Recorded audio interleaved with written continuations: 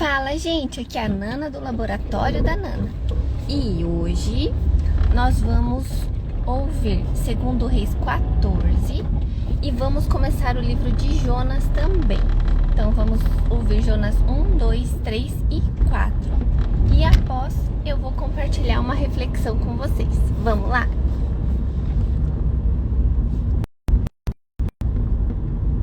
Segundo Reis, capítulo 14. O reinado de Amazias de Judá.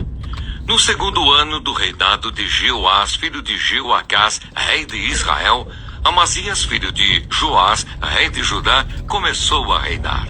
Tinha 25 anos de idade quando começou a reinar e reinou 29 anos em Jerusalém. A mãe dele se chamava Jeoatã e era de Jerusalém. Amazias fez o que era reto aos olhos do Senhor, ainda que não como Davi, seu pai, mas fez segundo tudo o que o seu pai Joás havia feito. Apenas os lugares altos não foram tirados, e o povo ainda sacrificava e queimava incenso nesses altos. Logo que o reino foi confirmado nas suas mãos, matou os servos que tinham assassinado o rei, seu pai. No entanto, não matou os filhos dos assassinos, mas fez segundo está escrito no livro da lei de Moisés, no qual o Senhor deu ordem, dizendo: os pais não serão mortos por causa dos filhos, nem os filhos serão mortos por causa dos pais. Cada qual será morto pelo seu próprio pecado. Amazias matou 10.000 edomitas no Vale do Sal e conquistou a cidade de Selá na guerra, dando-lhe o nome de Jucteel, que ela conserva até o dia de hoje. Então Amazias enviou mensageiros a Jeoás, filho de Jeoacás, filho de Jeú, rei de Israel, dizendo: venha me enfrentar no campo de batalha. Porém Jeoás, rei de Israel, respondeu a Amazias, rei de Judá: o espinheiro que está no Líbano mandou dizer ao cedro que lá está: dê a sua filha por mulher ao meu filho. Mas um animal selvagem que estava no Líbano passou e pisoteou o espinheiro. Na verdade, você derrotou os edomitas e o seu coração se encheu de orgulho. Glorie-se disso e fique em casa. Por que provocar o mal que trará somente desgraça para você e para Judá? Mas Amazias não quis atendê-lo. Então Jeoás, rei de Israel, avançou contra Amazias, rei de Judá, e eles se enfrentaram em Bet-Semes, que está em Judá. Judá foi derrotado por Israel, e os soldados tiveram de fugir para as suas casas. Jeoás, rei de Israel, prendeu Amazias, rei de Judá, filho de Joás, filho de Acasias, em Bet-Semes.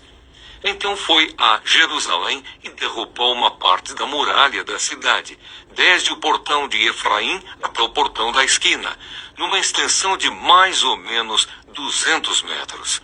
Pegou todo o ouro, a prata e todos os utensílios que havia na casa do Senhor e nos tesouros do palácio real, bem como alguns reféns, e voltou para Samaria. Quanto aos demais atos de Jeoás, ao que fez e ao seu poder com que lutou contra Amazias, rei de Judá, não está tudo escrito no livro da história dos reis de Israel? Jeoás morreu e foi sepultado em Samaria, junto aos reis de Israel, e Jeroboão, seu filho, reinou em seu lugar. A morte de Amazias. Amazias, filho de Joás, rei de Judá, viveu 15 anos depois da morte de Jeoás, filho de Jeoacás, rei de Israel. Quanto aos demais atos de Amazias, não está tudo escrito no livro da história dos reis de Judá?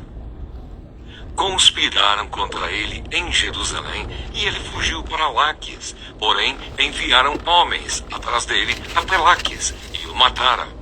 Trouxeram-no sobre cavalos e o sepultaram em Jerusalém, junto a seus pais, na cidade de Davi. Todo o povo de Judá tomou Uzias, que tinha 16 anos de idade, e o constituiu rei em lugar de Amazias, seu pai. Depois da morte de seu pai, Uzias reconstruiu Elate e a restituiu a Judá. o reinado de Jeroboão II de Israel. No 15º ano do reinado de Amazias, filho de Joás, rei de Judá, Jeroboão, filho de Jeoás, rei de Israel, começou a reinar em Samaria, e reinou 41 anos. Jeroboão fez o que era mal aos olhos do Senhor. Jamais se afastou de nenhum dos pecados de Jeroboão, filho de Nebate, que este levou Israel a cometer. Restabeleceu os limites de Israel desde a entrada de Amate até o mar da Arabá, segundo a palavra do Senhor Deus de Israel, anunciada por meio de seu servo Jonas, filho de Amitai, o profeta, que era de Gat-Hefer. Porque o Senhor viu que a aflição de Israel era muito amarga, porque não havia nem escravo, nem livre, nem quem socorresse Israel. O Senhor ainda não havia falado em apagar o nome de Israel da face da terra. Porém, os livrou por meio de Jeroboão, filho de Jeoás. Quanto aos demais atos de Jeroboão, tudo o que fez, o seu poder, como lutou e como reconquistou Damasco e Amate, pertencentes a Judá, para Israel, não está tudo escrito no livro da história dos reis de Israel? Jeroboão morreu e foi sepultado nos túmulos dos reis de Israel, e Zacarias, seu filho, reinou em seu lugar. Jonas. Jonas, capítulo 1. O chamado de Jonas, a sua fuga e o seu castigo. A palavra do Senhor veio a Jonas, filho de Amitai, dizendo: Levante-se, vá à grande cidade de Nínive e pregue contra ela, porque a sua maldade subiu até a minha presença. Jonas se levantou, mas para fugir da presença do Senhor, para Tarsis. Desceu a Jope e encontrou um navio que ia para Tarsis. Pagou a passagem e embarcou no navio para ir com eles para Tarsis, para longe da presença do Senhor.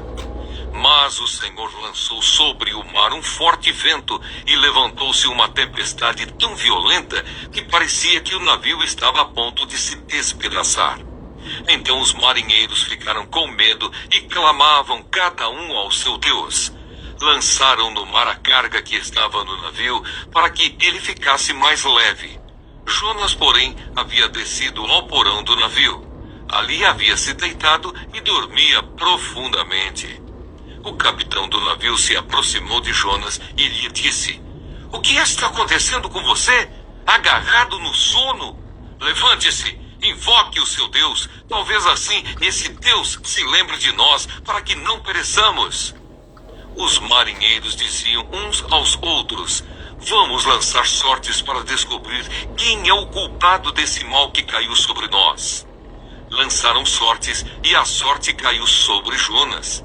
Então lhe disseram: Agora nos diga, quem é o culpado por este mal que nos aconteceu? Qual é a sua ocupação? De onde você vem? Qual a sua terra? E de que povo você é? Jonas respondeu: Eu sou hebreu e temo o Senhor, o Deus do céu, que fez o mar e a terra.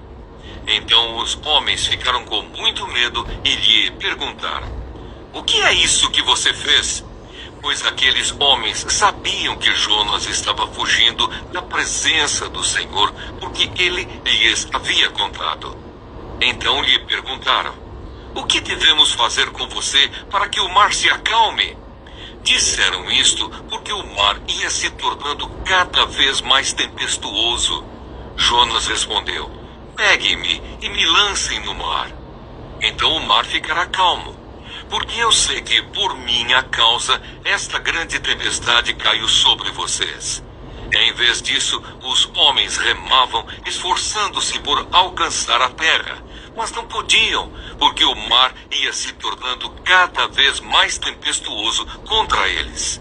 Então clamaram ao Senhor e disseram: Ah, Senhor, rogamos-te que não nos deixes perecer por causa da vida deste homem e não faças cair sobre nós este sangue inocente, porque tu, Senhor, fizeste o que foi do teu agrado. Em seguida os marinheiros pegaram Jonas e o lançaram no mar, e a fúria do mar se acalmou. Então esses homens temeram muito o Senhor. Ofereceram sacrifícios ao Senhor e fizeram votos. O Senhor ordenou que um grande peixe engolisse Jonas, e Jonas esteve 3 dias e 3 noites no ventre do peixe. Jonas, capítulo 2. A oração de Jonas. Então Jonas, do ventre do peixe, orou ao Senhor seu Deus e disse: Na minha angústia clamei ao Senhor, e ele me respondeu. Do ventre do abismo gritei, e tu ouviste a minha voz. Pois me lançaste nas profundezas, no coração dos mares, e a corrente das águas me cercou. Todas as tuas ondas e as tuas vagas passaram sobre mim. Então eu disse: Estou excluído da tua presença. Será que tornarei a ver o teu santo templo? As águas me cercaram até a alma. O abismo me rodeou, e as algas se enrolaram na minha cabeça. Desci até os fundamentos dos montes. Desci até a terra, cujos ferrolhos se fecharam atrás de mim para sempre. Tu, porém, fizeste a minha vida subir da sepultura, ó Senhor, meu Deus. Quando dentro de mim desfalecia a minha alma, eu me lembrei do Senhor e subiu a ti a minha oração no teu santo templo.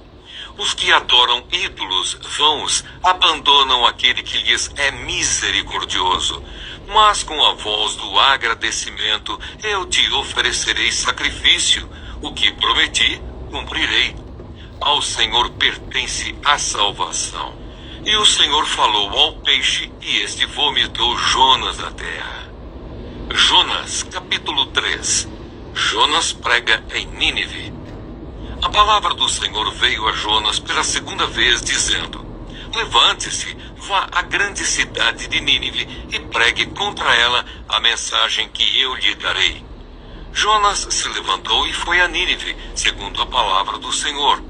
Ora, Nínive era uma cidade muito importante diante de Deus. Eram necessários 3 dias para percorrê-la. Jonas começou a percorrer a cidade caminho de 1 dia e pregava, dizendo: Ainda 40 dias e Nínive será destruída. O arrependimento dos ninivitas. Os ninivitas creram em Deus, proclamaram um jejum e vestiram roupa feita de pano de saco, desde o maior até o menor. Quando esta notícia chegou ao rei de Nínive, ele se levantou do seu trono, tirou os trajes reais, cobriu-se de pano de saco e sentou-se sobre cinzas, e mandou proclamar e divulgar em Nínive o seguinte: Por mandado do rei e dos seus nobres, ninguém, nem mesmo os animais, bois e ovelhas, pode comer coisa alguma. Não lhes deem pasto, nem deixem que bebam água. Todos devem ser cobertos de pano de saco, tanto as pessoas como os animais. Então clamarão fortemente a Deus e se converterão, cada um do seu mau caminho e da violência que há nas suas mãos. Quem sabe? Talvez Deus se volte e mude de ideia, e então se afaste do furor da sua ira, para que não pereçamos. Deus viu o que fizeram, como se converteram do seu mau caminho. E Deus mudou de ideia quanto ao mal que tinha dito que lhes faria, e não o fez. Jonas, capítulo 4.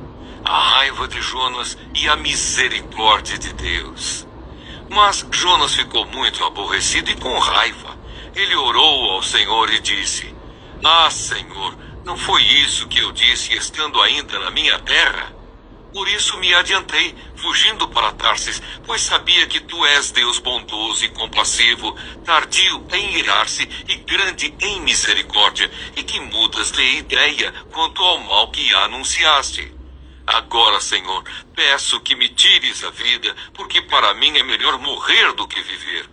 E o Senhor disse: Você acha que é razoável essa sua raiva? Então Jonas saiu da cidade e sentou-se no lugar a leste da mesma. Ali construiu um abrigo, sentou-se na sombra para ver o que aconteceria com a cidade. Então o Senhor Deus fez crescer uma planta por cima de Jonas, para que fizesse sombra sobre a sua cabeça, a fim de o livrar do seu desconforto. E Jonas ficou muito contente por causa da planta. Mas no dia seguinte, ao amanhecer, Deus enviou um verme que atacou a planta e ela secou.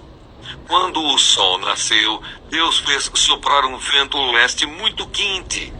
O sol bateu na cabeça de Jonas, de maneira que ele quase desmaiou.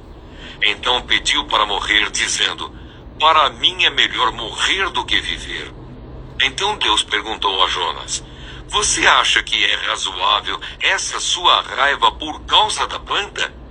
Jonas respondeu: "É tão razoável que até quero morrer." E o Senhor disse: "Você tem compaixão da planta que não lhe custou nenhum trabalho. Você não a fez crescer. Numa noite ela nasceu e na noite seguinte desapareceu. E você não acha que eu deveria ter muito mais compaixão da grande cidade de Nínive, em que há mais de 120.000 pessoas que não sabem distinguir entre a mão direita e a mão esquerda, e também muitos animais?" Bom dia, gente! Hoje vamos refletir sobre 2 Reis 14, Jonas 1, 2, 3 e 4. Capítulos que nos mostram como Deus lida com o orgulho humano, a sua infinita misericórdia e o poder da transformação quando há arrependimento verdadeiro. 2 Reis capítulo 14 fala sobre o reinado de Amazias, um rei que começou bem, mas acabou deixando o orgulho tomar conta do seu coração. Ele teve vitórias, mas também sofreu derrotas por confiar em sua própria força em vez de buscar a direção de Deus. Esse capítulo nos ensina que a arrogância e a autoconfiança sem Deus podem nos levar à queda, e que a verdadeira sabedoria está em depender dele em todas as decisões. Jonas capítulo 1 apresenta a história do profeta Jonas, que recebeu de Deus a missão de pregar arrependimento na cidade de Nínive, mas ao invés disso fugiu. Jonas tentou escapar do chamado de Deus, mas acabou no meio de uma tempestade e depois dentro de um grande peixe. Esse capítulo nos ensina que não há como fugir do propósito de Deus para as nossas vidas. Quando Ele nos chama, devemos confiar e obedecer. Jonas capítulo 2 nos mostra a oração de Jonas dentro do peixe. Nesse momento, ele reconhece a soberania de Deus e se arrepende. Deus ouve sua oração e o livra.